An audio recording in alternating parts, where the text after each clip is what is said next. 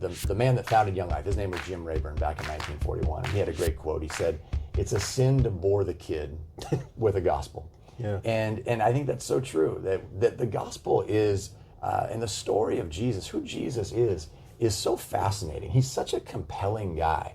And it turns out he was God at the same time, which is mind-blowing. Dan and Christy Santos here with Windermere. We love real estate and supporting our community. Between property showings, we love to stop at our favorite businesses, talk with local owners, and bring their stories to you. This is Our Bellevue Eastside.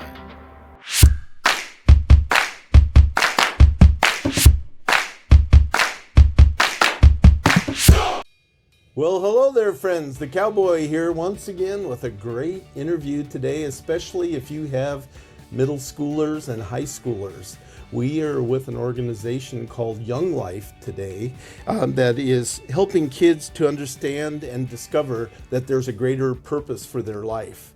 And we are meeting with Scott Didrickson, who is the area director for Young Life. Scott, welcome to Bellevue Eastside. Yeah, thanks, Dan. I appreciate it. It's fun to be here. Fun to be talking to you. Yeah. So we'd like to start out a little bit to let everybody know who you are. I think because you got a great local story. You're from this area. And so maybe you could share a little bit about where you grew up and where you've been involved. Sure, yeah. I mostly grew up here in Bellevue, and feel like this is kind of where I spent most of my years growing up. And then my family moved away when I was in middle school. We moved back when I was in high school, and we moved to Mercer Island. So grew up in Bellevue, went to high school at Mercer Island, and then ended up at UW. And so this obviously just feels very much like home. My wife, Tiffany, she went to Sammamish High School here in Bellevue, so she was raised here. So when we had the opportunity to come back and live here and raise our kids here, we were really excited about doing that. This is home. Yeah. Well, Scott's being a little modest here. He was a big basketball star at Mercer Island High School and played basketball for the University of Washington. And then being part of the greater community of the Pacific Northwest, he's also been an assistant coach at, Oregon State, Gonzaga? Yeah. So basketball obviously has been a huge part of my life. And it as a player and then as a coach, I had a chance to spend 10 years coaching at the college level. So I spent a season at Gonzaga, I spent 2 seasons at Colorado State, 2 at Oregon State, and then 5 at the University of New Mexico. So bounced around quite a bit, which is kind of what the coaching life is like. But I loved it. I loved coaching, I still do. And at that level, it's a profession, and it's obviously very cutthroat. It's all about winning. But what I really appreciated so much was just the idea of getting a chance to mentor kids and being a part of teenagers' lives, really helping them develop as people. That's what really got me excited. I mean, I loved coaching. I loved the X's and O's and the strategy and the fun of that. But in the end, I think what really mattered to me was I get a chance to invest and pour my life into 12 or 15 young guys and have a chance to really impact their lives in the same way that coaches did that for me. So that was really a meaningful period of my life.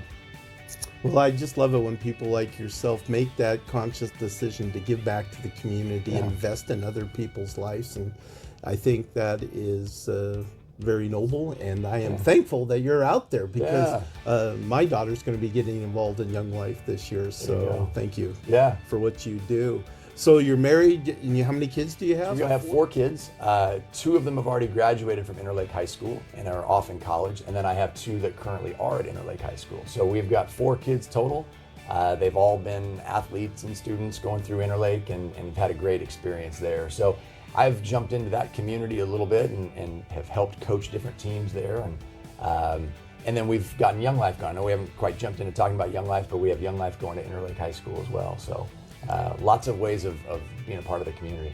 Nice. Well, the thing I love about Young Life is that you're pursuing kids in the middle school and high school age years, which is a very difficult time for them, as I know with a 14-year-old right now. Yes. And maybe you could share a little bit with us about Young Life. Yeah, absolutely. Happy to. Young Life is an organization and a ministry that's been around since 1941. It started in Texas in 1941 and has grown exponentially. It started with one man who was a youth pastor at a church in a tiny little town in Texas.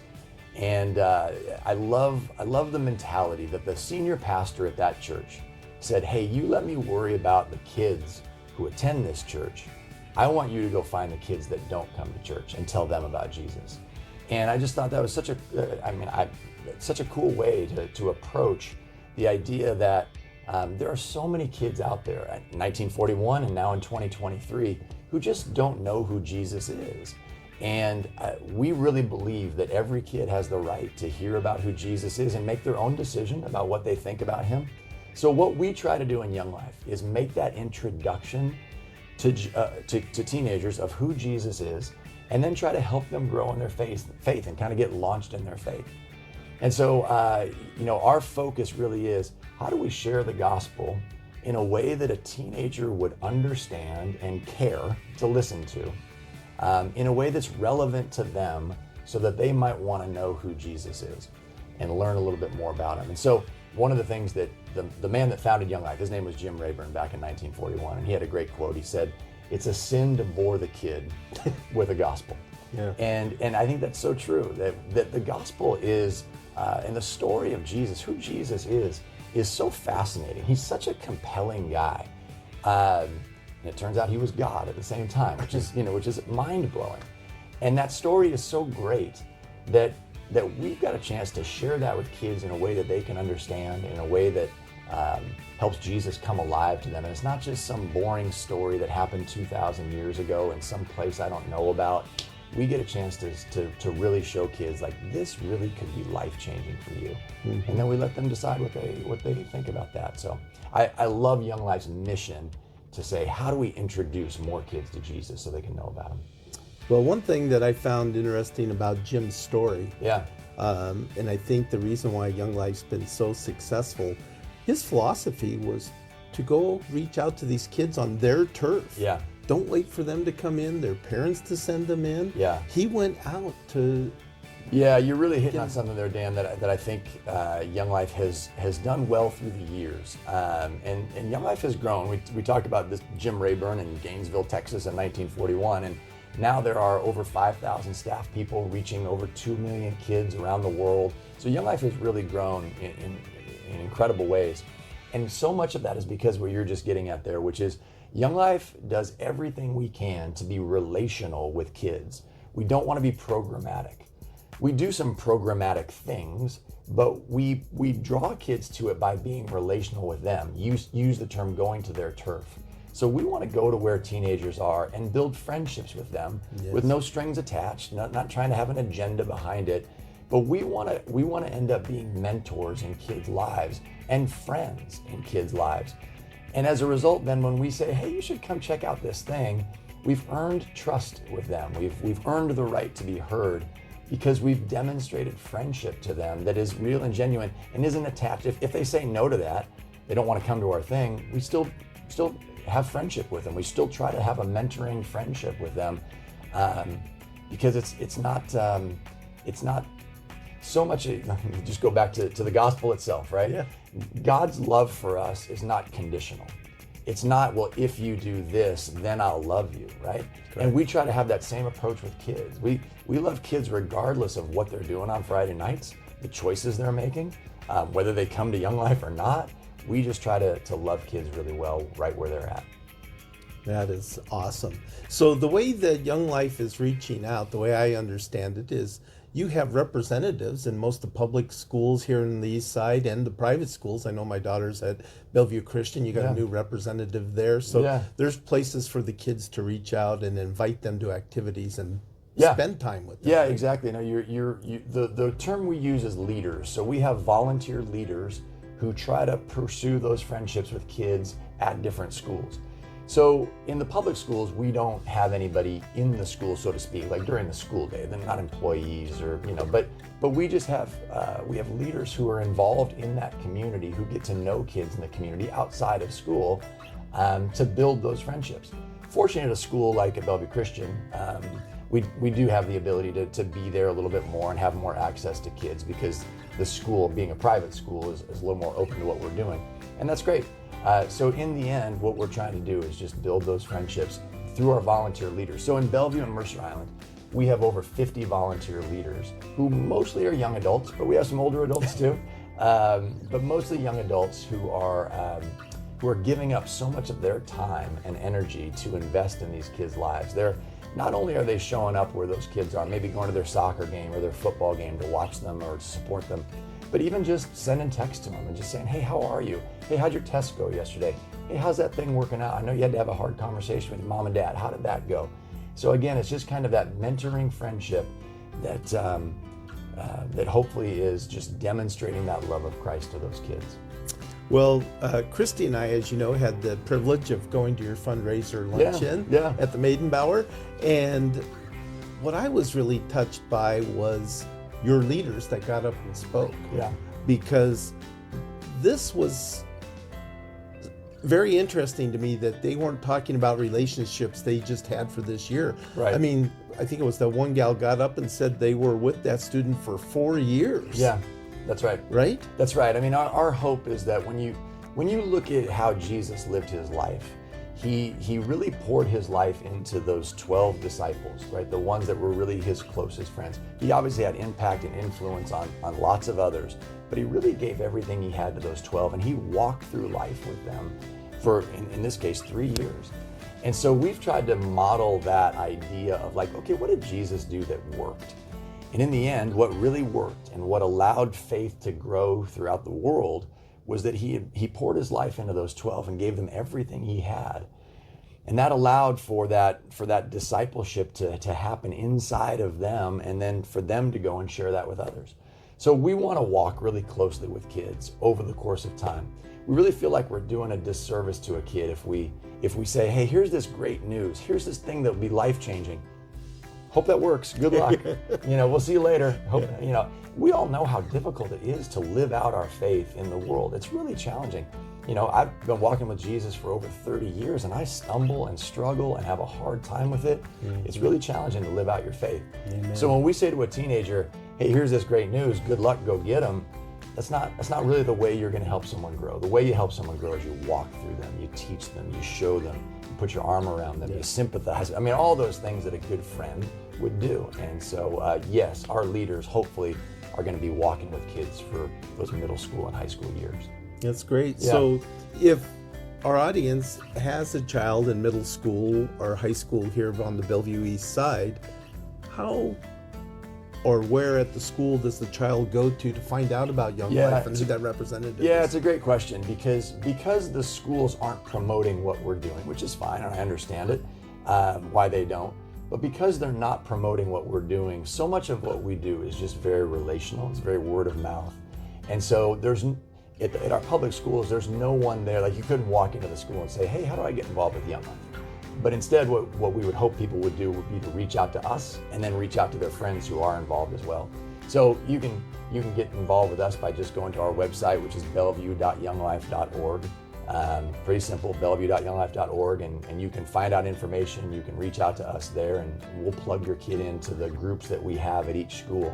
We really try to focus on a school community. So we have a group of leaders who are focused at Bellevue High School, a group of leaders who are focused at Sammamish High School. And then most of the events that we put on are focused with the kids at that school specifically, so that you're around kids that you have a lot in common with, hopefully that you're friends with, and that's really how we focus. So parents and kids could reach out to us that way. Well, you have a unique bonding event that comes up in the summertime. You have big camps that the kids go to, and I know several kids that have gone to your camps, and they come home, they can't stop talking about them. Right. Maybe you could share a little bit about the camp experience. It's fun. We get to take kids to camp in the summertime, and that's not unique. I mean, lots of people take kids to camp, whether it's sports camps or church camps, but I think one of the things that Young Life has done well through the years with camps is that because we're relational, we're taking kids to camp that usually we already have a relationship with. We're spending a week with them at camp, and then we're coming home with them and continuing that relationship. And that doesn't happen in a lot of cases with camp. You go to basketball camp, you're not going to come home with the coach, right? And keep that relationship. So anyway, so much of what we do is relational, and I think kids really thrive in that. One of the other things that I think really makes a difference at camp, and why kids come home and kind of do have that that sense of man, that was different and something really special just happened. A couple things. One is that we take their phones away. Yay! which is for kids watching this and be like, no, then I'm not going to camp. Can I send my daughter for the whole summer? Yeah, exactly. Right. But what ends up happening, it's remarkable to watch happen, is that kids, when they don't have their phones for a week, they really start to engage relationally with each other in a new and fresh way. And it's amazing the number of kids when we get done with the end of a week of camp and they'll say, I'm not sure I really want my phone back. And of course they do in the end, and they take their phone back and they jump right back in. But in reality, I think what a lot of them are realizing is like, oh, there is more to life. There really is something more than just, be staring at that screen so many hours a day.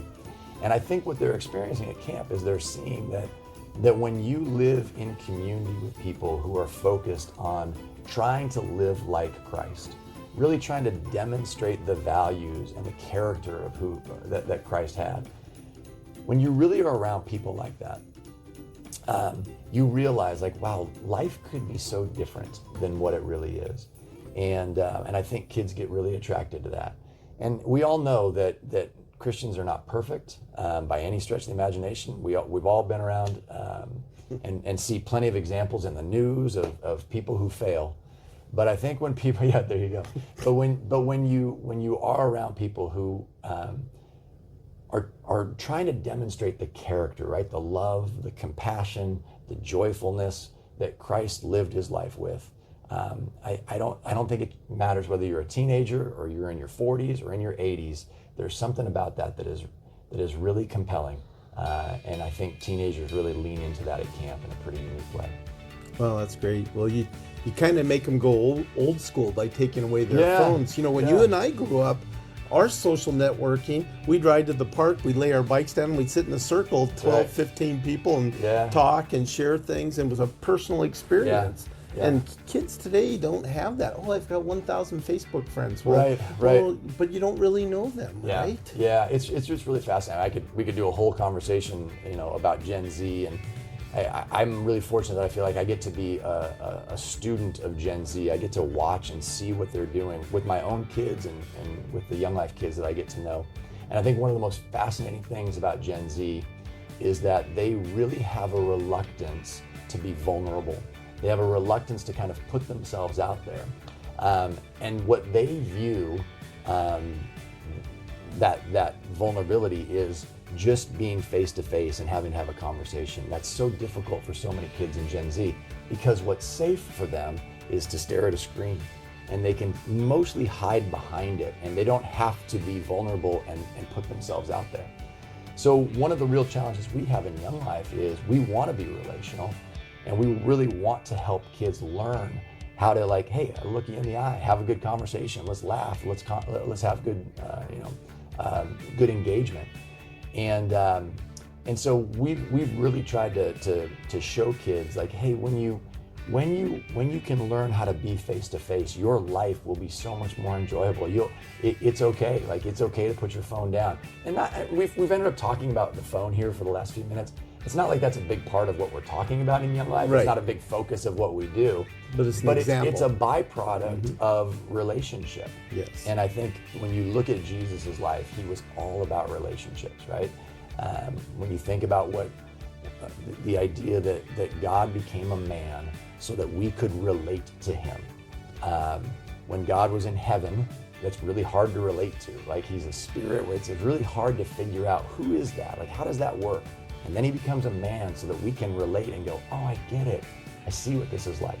We want that same thing to happen between a leader and a kid, that a kid could look at a leader and go, oh, that's what I'm supposed to be like when I'm 22 years old, or when I'm 50 years old, or when I'm married, or when I'm going through hard times. Oh, that's what I'm supposed to be like. So we want to be that relationship with kids that kids could look at and go, oh, now I see what life could really be like when I'm watching my Young Life leader live out the Christian life. Well, that relational piece is so important. One of my spiritual gifts is shepherding, and that's all about relationship, right? Yeah. When I share the gospel with somebody, I don't let go of them. I just keep pursuing, teaching. Yeah. It's not the IKEA method. Here's the blueprint, put it together yourself. Yeah. You can't do that. No. Right? No, I think that's what we were talking about earlier. Like the Christian life is challenging. Reading the Bible's hard. The Bible can be confusing, right? Like you need someone to walk alongside you and go, hey, let me show you. Here's what I've learned. Here's where I've failed. Here's where I've struggled. Here's how I've succeeded in that, right? And that mentorship is so important for all of us at any age, to have people in our lives that can point us in the right direction and teach us. So I'm with you. Like it just doesn't do any good to say like, here's how it works and good luck. I hope it goes well for you. That shepherding is so important. Yeah. Yeah. Well, you mentioned the total number of people involved in Young Life, but to take that a step farther, I was reading that those millions you talked about involved in Young Life, that's representative of 100 countries and all 50 states. Yeah. So this is a global organization and movement, which is fabulous. Yeah. Thanks. I love being a part of it. I feel really honored to be a part of the mission. And again, the biggest reason why I feel that way is that I just love the fact that we're thinking about how can we just tell more people about Jesus. Again, for me, that's in Bellevue and Mercer Island. Like, how can I tell more teenagers about Jesus? And I love the fact that around the world we get a chance to do that. Like you said, all 50 states, 100 different countries.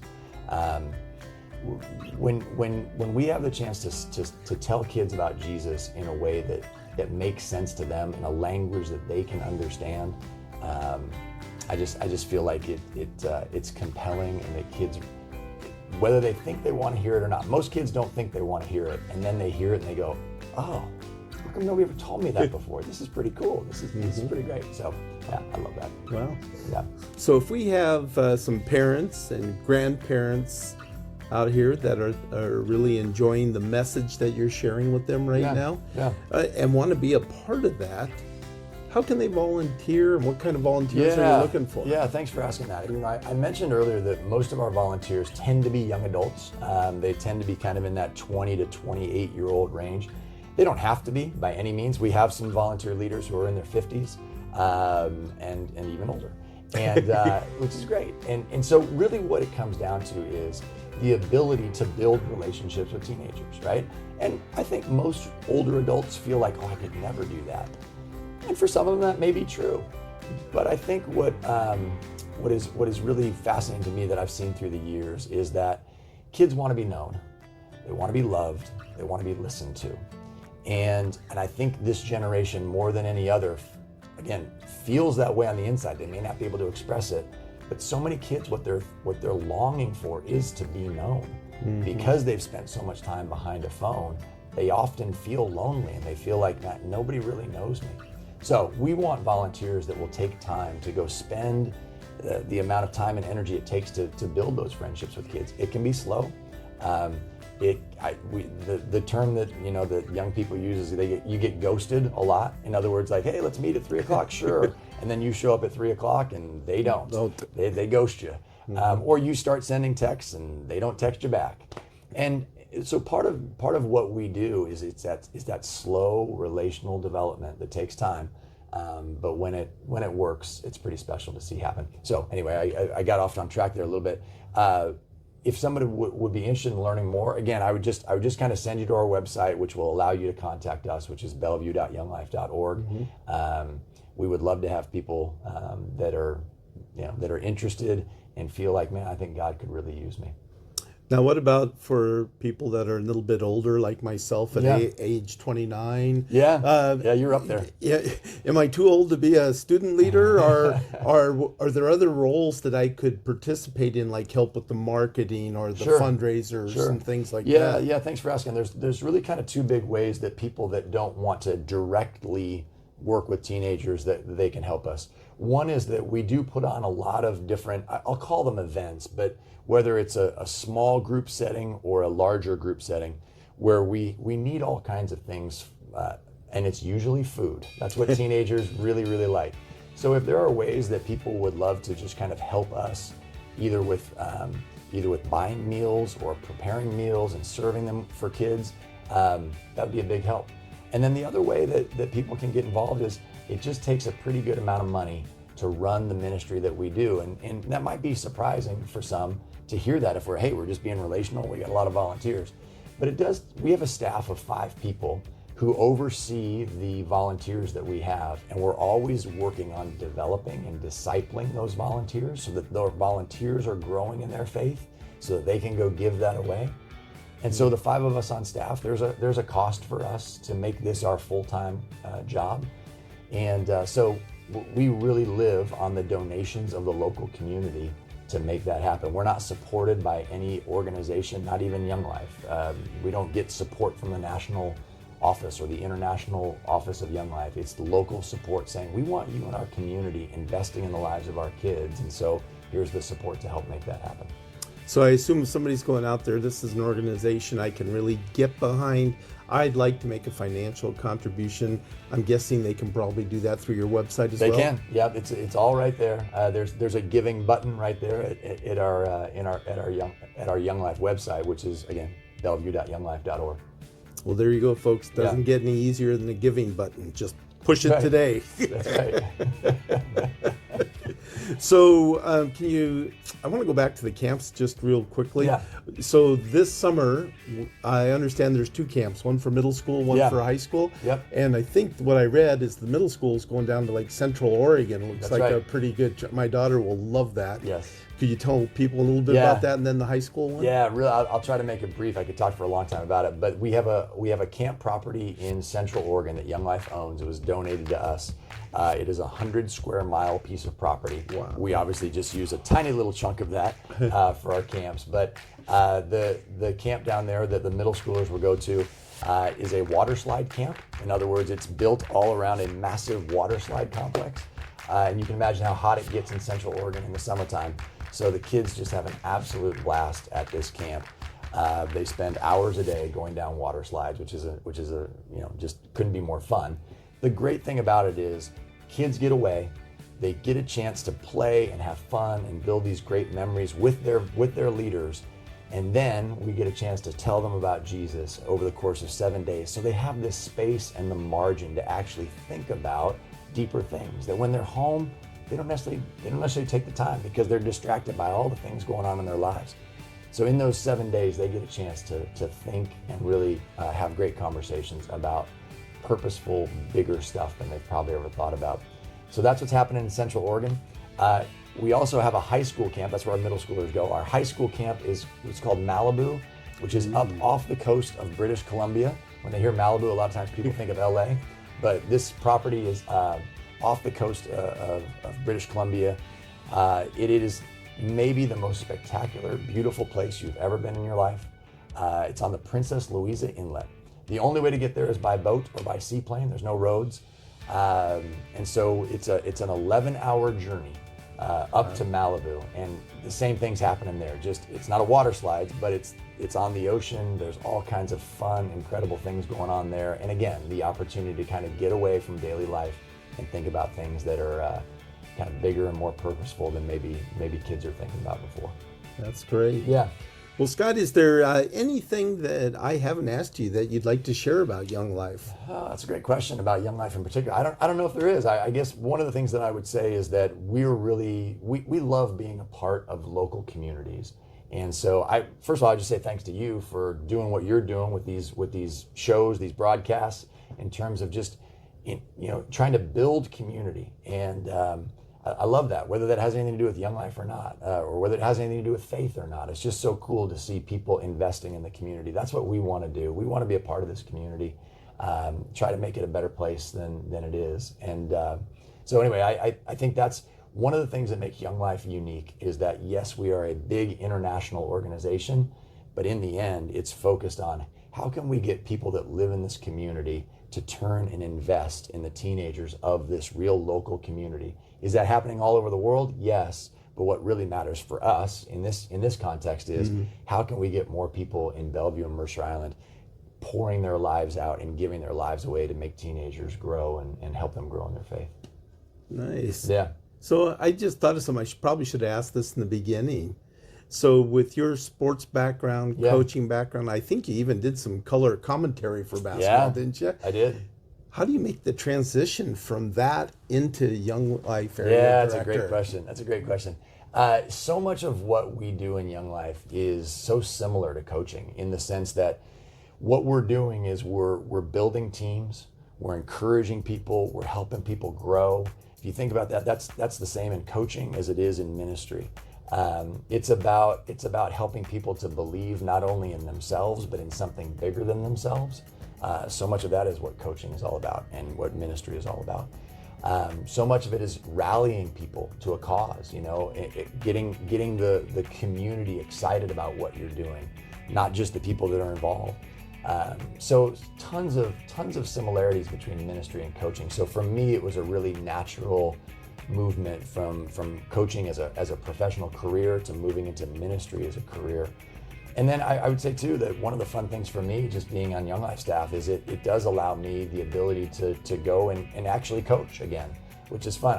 I'm the golf coach at Bellevue High School, so I get to work with kids at Bellevue High, and it's really fun being the golf coach there. And then I've just stepped into this role this season as the basketball coach at Interlake High School. So I've got 30-something kids that are involved in the program there. So again, I get to kind of flex those coaching and ministry muscles kind of all at the same time, which is really fun. Well, it sounds like it was a real smooth and easy transition for you. Yeah. Well, that's great. It's been great. Well, folks, I would like to invite you on behalf of Christy and the Cowboy here to support Young Life financially or with your time. They can use volunteers, and it's very important that we support an organization like this that supports our community and our youth, which is our future. If you're younger and seeing this and you'd like to be a counselor or a leader at one of the schools, I know that Scott would love to hear from you and find out how you could plug in, and he could share that with you. So please go to the Bellevue.younglife.org. .org.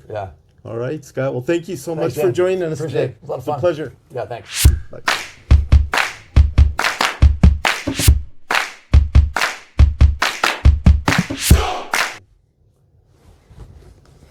Well, there you go. It's in the bag now. Christy will make us look good. Great. That's her only job. Make Scott and I look like rock stars. That's right. Yeah. That's hard work. A couple of old dudes with gray hair. Looking like rock stars. Although many rock stars today have gray hair. Oh, you see the Rolling crazy? Stones are Yeah. back on tour? I know. I can't even believe they can walk onto the stage. Imagine being 80 years old and dancing around on a stage. And like Dolly Parton the other day. She Oh, was 77? 77. You're like, how do you, like, it's unreal, isn't it? Yeah. Well, what was it? Did you see? I've been loving the Rolling Stone ads. Yeah. Oh, yeah. Yeah, right. Yeah. ARP is now the sponsor of the Rolling Stones. Right. So funny.